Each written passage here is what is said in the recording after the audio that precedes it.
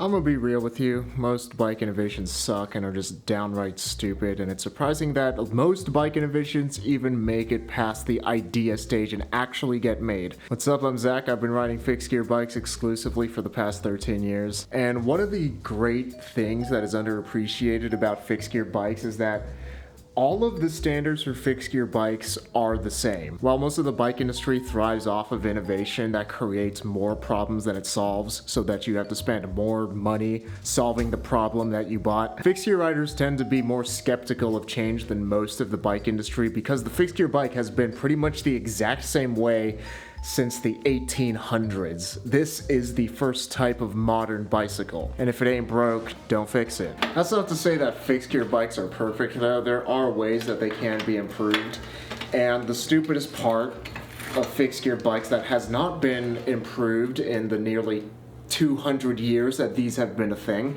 is the thing that makes a fixed gear a fixed gear. The thing that makes fixed gear bikes different from every single other type of bike is that the rear wheel is directly connected to the cranks. So if you pedal forward on the cranks, or even just turn the wheel, the cranks spin in the same direction as the wheel. That means you could do stuff like skid the wheel by locking up the cranks, or also do stuff like ride backwards.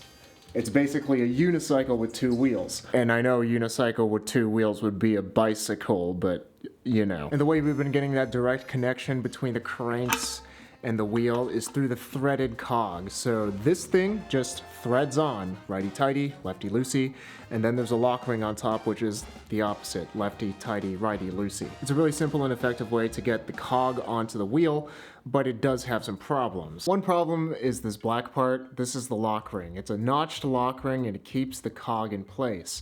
And it's a problem because most lock rings on the market are trash. Whenever you try to tighten them down, the metal will deform, and then you don't have use of that notch anymore because it takes so much force to tighten this thing down or to undo it. Luckily, I have a Dura-Ace lock ring, which is literally the only lock ring that I've tried, I'm sure there's others that work, on the market that works. And I've even tried some bougier lock rings like from White Industries, and this Dura-Ace lock ring is the only one that has not given up on me and that I can actually take on and off multiple times. This is how you get the lock ring off. It takes a lot of force, and there is a chance of slipping and just jamming your hand into the spokes and losing some skin. I've had that happen multiple times, even with the Dura-Ace lock ring, even though it's a good lock ring. This is just not a super user-friendly design where you have to straddle the wheel and then put all of your might into this tiny little notch and hope that the lock ring comes loose, which it's been a year since I touched this lock ring, so it's on there pretty tight. It's such a bad design that even Andron, who's the owner of Velotrap here in Sacramento, made his own custom lock ring tool and chain whip by using a bike fork and sticking a tool in it to give him more leverage. Oh my gosh. I've done this a lot of times. I know how to do this, and it still frickin' sucks. Righty-loosey, yes, that is correct. I am sweating. It's not budging at all. Oh, that's a workout. Stupid. Why have we not fixed this yet?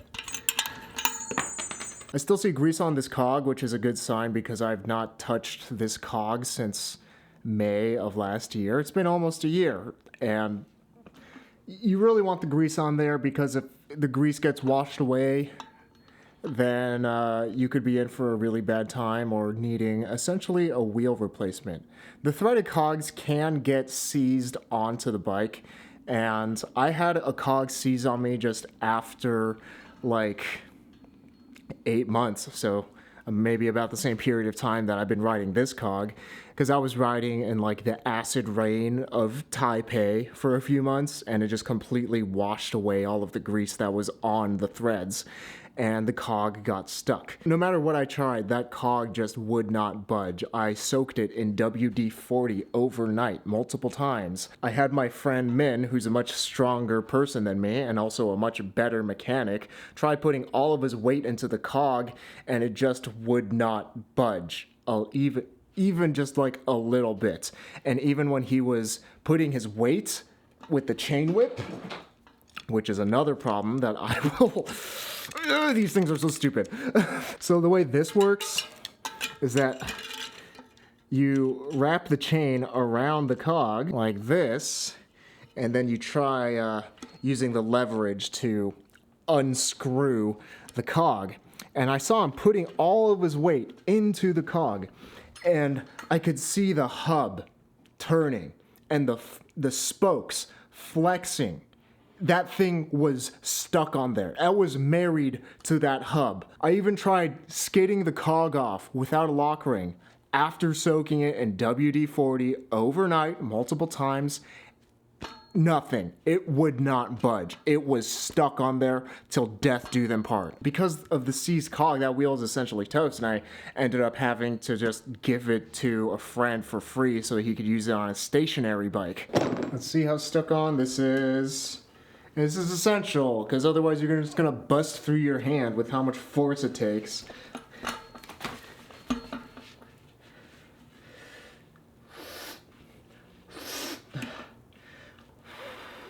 This looks so stupid, too. Oh my gosh, I hate these. Why is this how we do things still? It's been 150 years? From the sweat on my forehead, you can see how much force this takes just to get the cog off, and it hasn't budged one iota. And that's because the threaded cog, a big brain idea, as you pedal, it tightens down the cog, which is like, oh, it's safe, it's not gonna slip, it's not gonna come off on you. But then when it comes time to get it off, it has so many hundreds of thousands, if not millions, of pedal rotations tightening this thing down, making it a really big pain in the ass to try to get this off. If you want to do something stupid, like change your gear ratio, maybe you want to ride somewhere different, maybe it's a little hillier, maybe you've gotten faster and stronger and you want to change your gear ratio, this is what you have to do. Because it takes so much force to get this thing off, this tool frequently breaks. If you can see these two gold links on here, that's because the chain snapped. And this isn't the first time it happened. So like my friend Min, he put Izumi super toughness links on here so that they hopefully strengthens the chain whip. And I've had this same Park Tool chain whip, and Park Tool makes great stuff. This is not one of them, honestly. They could improve this a lot. Or also maybe just chain whips are stupid and we should stop using them. But I've had these break on me 3 times where the chain just snaps. The chain does not have enough strength to get the cog off with how much force it takes to get the freaking cog off. Oh, please. Oh my. I'm not hamming this up for the camera. It is actually just this painful of a process. Every time you trying to do that, it's so scary. It's so stupid. Why is it still this way? Why is this the standard? I feel like my kneecap is sliding out to the side. Like I'm not playing, my knee is hurting. No. The chain whip rotated, and I lost the power. I need a break. Cog, I don't like you and you don't like me, but you're coming off and that's final. Make me take you to the shop. So I've wedged it in the wall, so hopefully I can get more leverage. In my experience, this works sometimes. It's not budging. Oh, I felt it. I felt it. Oh. Again, not exaggerating. I will be making those noises if the camera were on or off. But holy crap, trying to remove a fixed gear cog that's been on for a year is like trying to remove Excalibur from the stone. This is colossally stupid. Another problem with the threaded cog system is that the smaller the cog is, the harder it is to get it off, because the chain whip won't have as much contact with the smaller cog compared to a larger cog. Luckily for me, I had a 19-tooth cog on my bike, and it wasn't that big of a deal. That was like standard. What you just saw, it can be way worse when trying to get off a cog, which also makes it more limiting with gear ratios, because like anytime I put a 15-tooth cog onto a threaded hub, I'm like, is this going to be on there forever? Like, am I just committed to this cog for the rest of my life on this wheel now? Like, and like, I wouldn't even mess with anything smaller than a 15-tooth cog, just because of the risk that it could just get stuck on there. This whole cog situation is actually so bad that I built up a custom wheel set just so I don't have to deal with it. This was like an $1,100 or $1,200 wheel set, and it was worth every single penny, because I know that there's never going to be a seized cog. I'm never going to have to throw this wheel away just because there's a cog on it that I don't want. And these are White Industries hubs, and I chose these hubs specifically because they solve this stupid ass cog problem. White Industries uses a splined hub, so instead of threading the cog on, you just place it on top of the splines and then put down the lock ring. And in my experience, it rides just the same as a threaded cog. I have not had any issues whatsoever with the cog slipping. It feels exactly the same. It works exactly the same.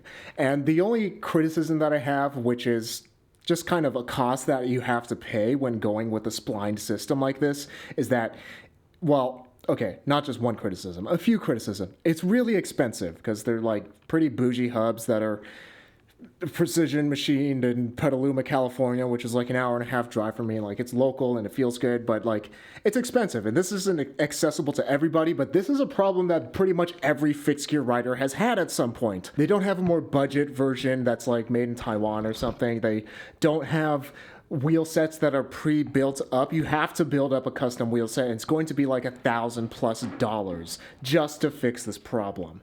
The other problem I have, which is just kind of like a cost with this kind of system, is that you have to use their White Industries cogs because nobody else is making cogs like that, which is fine for me because cogs last a really long time, and I'm not really too concerned about White Industries going out of business.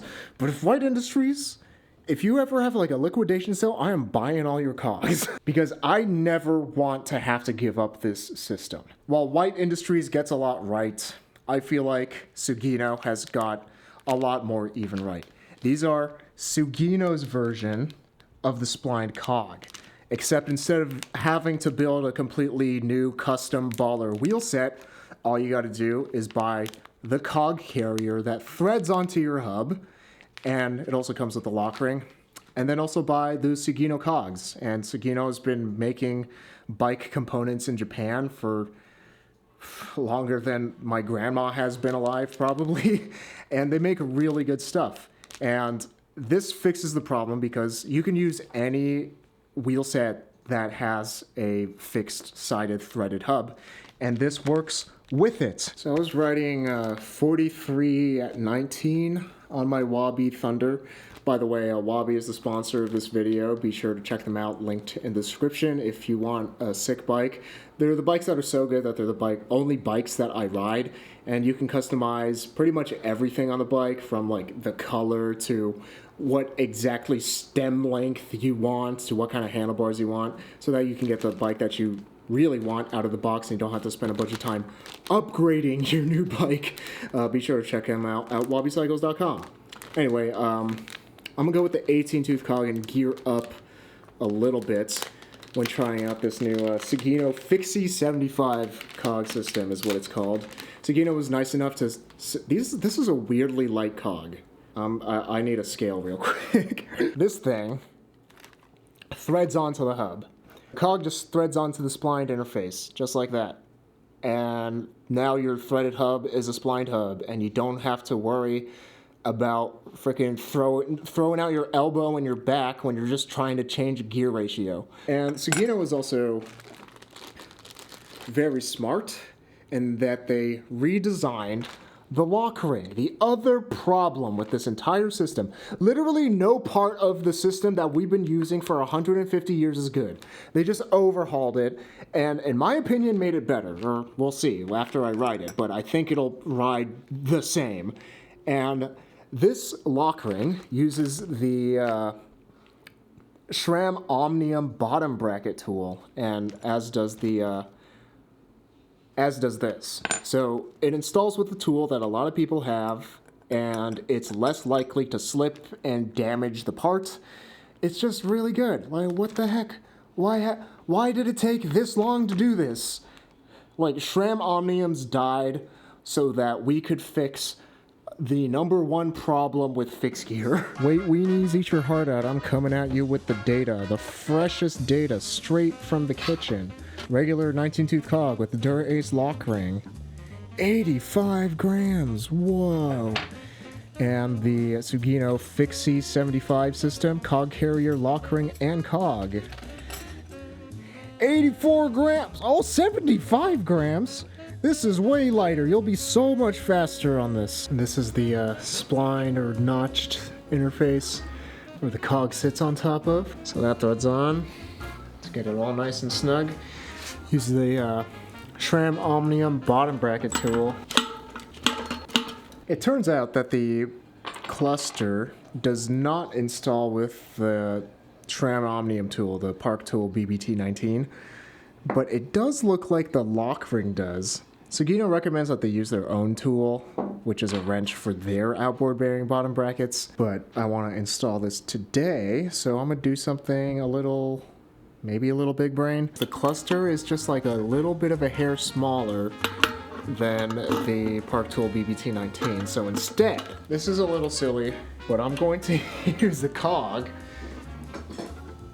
and the chain whip to tighten this down. And like, I know this is somewhat defeating the purpose of this system because you're supposed to just ditch the chain whip and that would make my life so much easier, but turns out the chain whip is proven to be useful right now. There you go. That worked. And now this is the genius bit. If you want to install a cog, it just slides right on. Like that. If you want to take it off, you just take it off. You want a different size cog? This is a 19. Bada bing, bada boom. Put the lock ring on top. You're good to go. Wow. So easy. Oh my gosh. The chain whip needs to die. I know I just used it today, but it needs to die. Hopefully the Park Tool BBT19 fits. I think it should. That feels like it fits. Oh, that hella fits. Oh my gosh, this is way better than a stupid 2-notched or 4-notched lock ring. I got 16 notches. This thing is not slipping. Oh my. That's way better. So the BBT19 does work for the lock ring, but not for the interface. But you can use the chain whip and a cog to tighten the interface. So, there. That's real nice. That looks so sick, dude. So, in an ideal world, which we do not live in, innovations are supposed to make things better. They're supposed to solve problems. And most bike innovations just create more problems and headaches, become more expensive than what they're trying to replace is, which is kind of like the whole point. It's like, oh, if I can sell you this problem, then I can sell you the solution, and that's money, hooray. But this Sugino Fixie 75 cog cluster system, it's actually just better.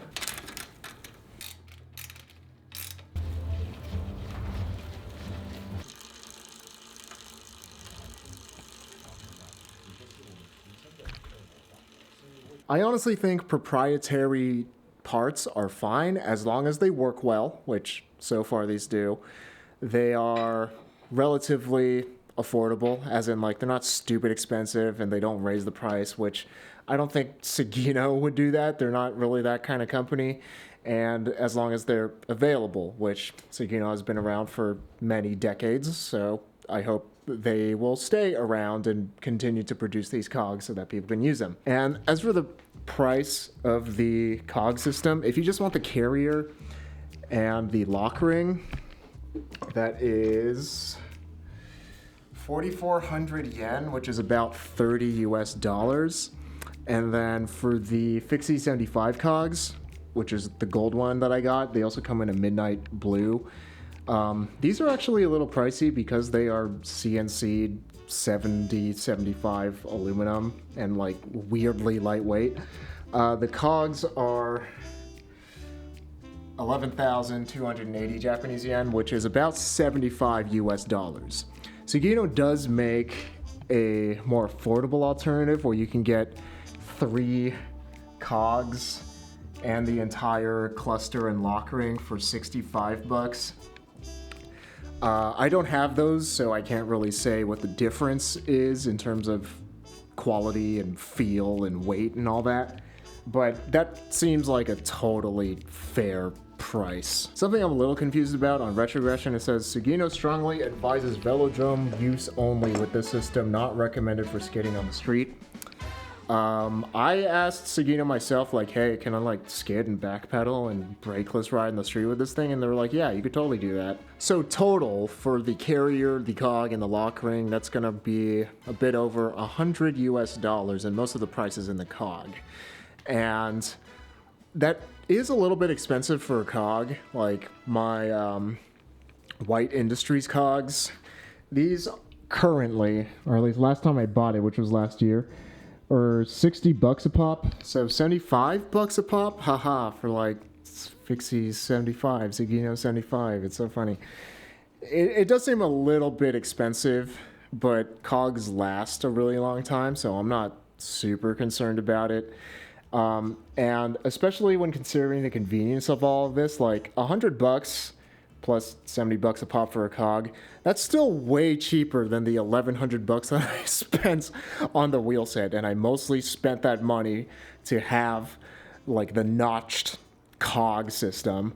So, and this is available for any standard threaded hub wheel set. And there's another spline cog system, the Mike spline cog system, which is a little bit more affordable. So you can get a cog and a carrier for 25 bucks. And I'm a little bit suspicious about this one because the way the carrier attaches is not through like a bottom bracket tool.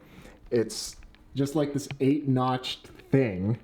And I'm really wondering, like, how the heck do you get this off if you ever want to get it off? At least with the Sugino system, you have the option to take it off with an external bearing bottom bracket tool. That looks like it just lives on your hub forever. I'm gonna do some skids and see how it holds up. So the Fixie 75 cog system feels just like any other cog, which is a good thing. I have no complaints when skidding. There was no slippage, it didn't explode. I'm still alive. I honestly could not tell you that it is a notched cog rather than a threaded cog. It feels exactly the same. Something I was a little curious about is how does an aluminum cog feel? Because most cogs are made out of steel. This one's made out of aluminum. It feels exactly the same. I did comment that when I put it together, it was a little bit on the louder side with my Izumi Super Toughness Kai chain, but when I'm on the bike, I don't really hear it. I don't feel any weird vibrations or anything. It's super smooth. Again, just like any other cog, which is a good thing. And like, this is what bike innovations are supposed to be. They're supposed to make things better. They're not supposed to create a whole bunch of different problems. Well, oh, well, this is good if you like so-and-so. Like, no, this is just better. That's what a proper bike innovation is. And I am a little curious to see if this cog like won't last as long as a steel cog. Just aluminum is inherently a softer material compared to steel. But mentally I'm just like, I'm not really wearing out my chain rings all that often. So if the cog lasts about as long, I'll be happy.